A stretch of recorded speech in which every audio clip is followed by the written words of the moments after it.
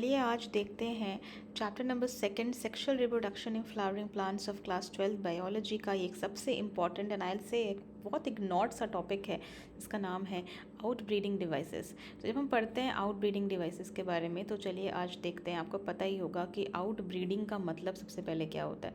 जब हम बात करते हैं आउट ब्रीडिंग का मतलब होता है अपने एक फैमिली में या आई कैन से कि अपने एक स्मॉल पॉपुलेशन में जब ब्रीडिंग की जाती है, ब्रीडिंग यानी कि जब मेटिंग की जाती है तो उसे हम कहते हैं इन ब्रीडिंग, है ना। क्या कहते हैं उसे हम? इन ब्रीडिंग। सो इन ब्रीडिंग का मतलब है जब एक ही पॉपुलेशन में बहुत क्लोज्ड स्पेशीज़ के बीच में बार बार आप ब्रीड करा रहे हैं तो उसे हम कहते हैं इन ब्रीडिंग। और जब आप बार बार ब्रीडिंग कराएंगे, जो कि अगर मैं पॉलिनेशन के दम पे बात करूँ तो उसे हम कहते हैं कंटिन्यूअस सेल्फ पॉलिनेशन। बार बार आप सेल्फ पॉलिनेशन करवाते जा रहे हैं, वहाँ पे कोई वेरिएशन नहीं आ रहा है, आप इसमें ही सारे जीन्स मिल रहे हैं, खुल रहे हैं।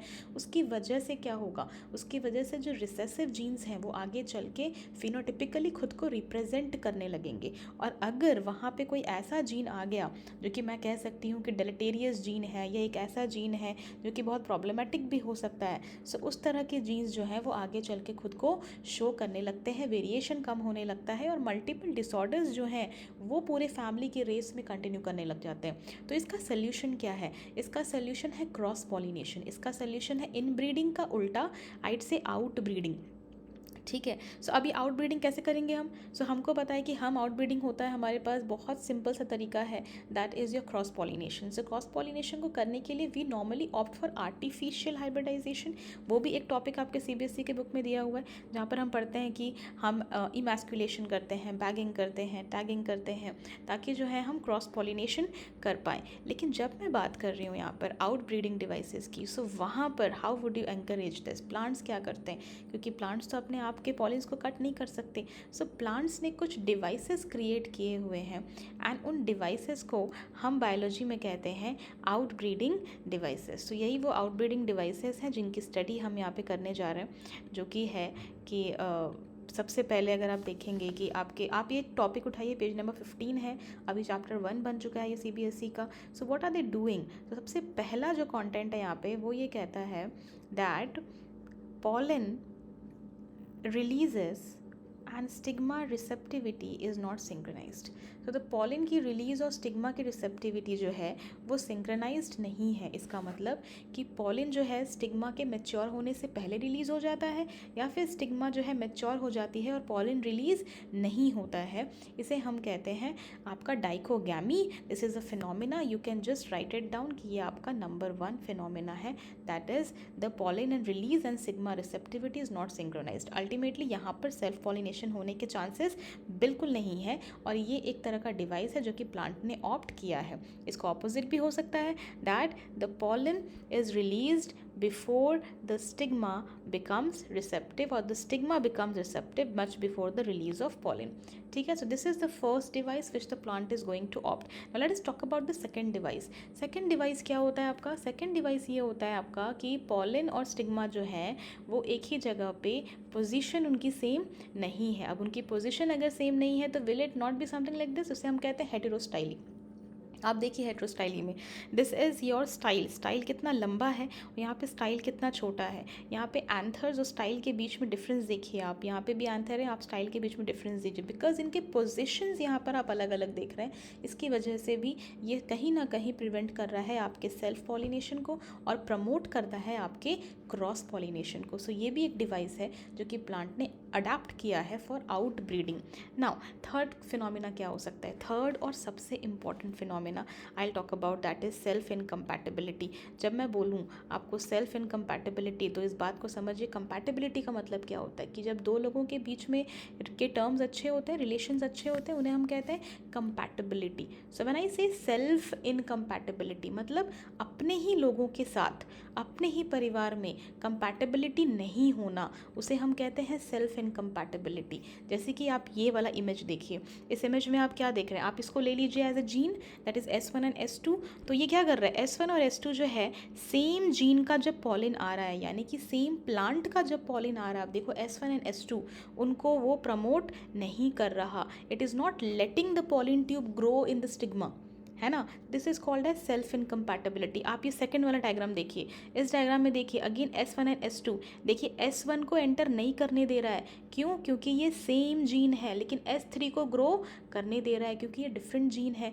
सो अपने ही पॉलिन के साथ इनकम्पैटिबल हो जाना, उसे हम कहते हैं सेल्फ इनकम्पैटिबिलिटी। लास्ट इमेज देखिए आप, S1 S2 completely to different pollens आए यहाँ पे, S3 एंड S4, इनको ग्रो करने दे रहा है और S1 और S2 को ग्रो नहीं करने दे रहा है। तो ये सिंपल सा फंडा है आपके सेल्फ इनकम्पैटिबिलिटी का। तो इससे प्लांट क्या कर रहे हैं, दूसरे पॉलिन्स को प्रमोट कर रहे हैं, this is called as cross pollination promote कर रहा है। तो ये हो गया आपका एक तीसरा डिवाइस जिसे हम कहते हैं self incompatibility. Let us talk about the other device जो कि आपके CBSE में दिया है, आपका लास्ट वाला, that is your outbreeding devices में यूनिसेक्सुअलिटी। ऑब्वियसली अगर प्लांट यूनिसेक्सुअल है, वहाँ पर आपके फ्लावर में आपके ओनली मेल्स हैं या फिर फीमेल फ्लावर है, सो वहाँ पे भी आपके पास सेल्फ पॉलिनेशन का कोई चांस ही नहीं है। सो इस केसेस में हम क्या करते हैं, इस केसेस में हम करते हैं क्रॉस पॉलिनेशन। अब यहाँ पर एक टर्मिनोलॉजी है, plant can be either monoecious और the plant can be dioecious, और यही आपके CBSE में दिया हुआ है। अगर प्लांट मोनोशियस है, यानी कि प्लांट में कई फूल जो हैं वो मेल हैं और कई फूल जो हैं वो फीमेल है, तो वहाँ पर ऑटोगैमी तो प्रिवेंट होगी, लेकिन इसे हम कहते हैं गिटोनोगैमी, मतलब जीन चेंज नहीं हो रहा है, दोनों फूल तो एक ही प्लांट का है। लेकिन अगर प्लांट डायोशियस है, यानी कि फीमेल फ्लावर दूसरे प्लांट में है और मेल फ्लावर दूसरे प्लांट में है, तो यहाँ पर हो रहा है आपका कंप्लीट लेवल पर जीनोगैमी, यानी कि जेनेटिकली भी वेरिएशन आएंगे। सो ये हैं आपके 4 आउटब्रीडिंग डिवाइसेस जो कि आपके CBSE के बुक में दिए हुए हैं। Let me again show you that. आप ये जो टॉपिक है अब यहाँ पे देखिए, नंबर 1 यहाँ पे दिया हुआ है, ये सबसे पहला वाला है। और अगर मैं आपको और आगे लेके जाऊँ, सो अब मैं आपको दिखाती हूँ 2 और 4 को आपको किस तरह से मार्क करना है। आप NCERT में यहीं पर मार्क कर लीजिए। ये वाला पार्ट आप देखिए, एक सेकंड, ये देखिए, right, anther and stigma are placed at different positions so that the pollen cannot come in contact with the stigma of the same flower। ये आपका हो गया दूसरा, ठीक है। ये देखिए यहाँ पे दिया है आपका सेल्फ इनकम्पैटिबिलिटी, जो मैंने आपको समझा दिया, ये हो गया आपका तीसरा। और अगर आप आएंगे यहाँ पे यूनिसेक्सुअल फ्लावर्स, ये हो गया आपका चौथा।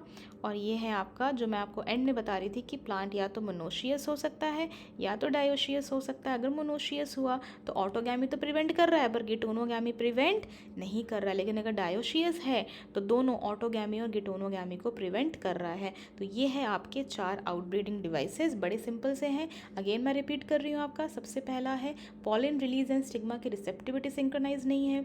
दूसरा है आपका स्टिग्मा एंड आपके एंथर की पोजिशन अलग अलग है।